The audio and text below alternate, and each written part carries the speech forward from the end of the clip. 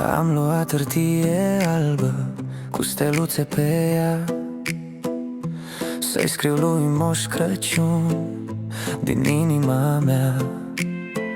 Cu creionul colorat, migălos am desenat un braț, o luminiță și un ren îmbrățișat.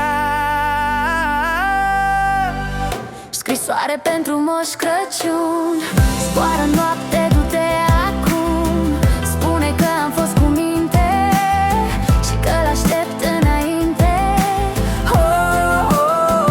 Să-i spui din drum că-l iubesc pe Moș Crăciun. Am pus în scrisoare mare un zâmbet de copil și un gând de sărbătoare cald ca un aprins fitil. I-am desenat și un dar pentru ren, un mic polar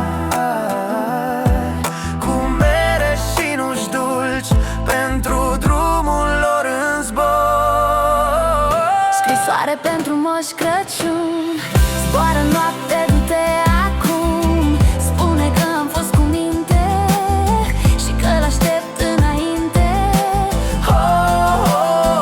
Să-i spui din drum că-l iubesc pe Moș Crăciun. Că clopoței sună lin, moșul vine în orice chin.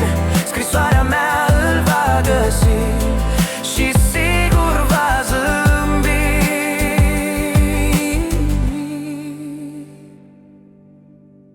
Scrisoare pentru Moș Crăciun, du iubirea mea pe drum.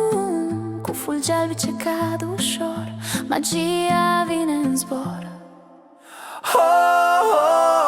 Și un gând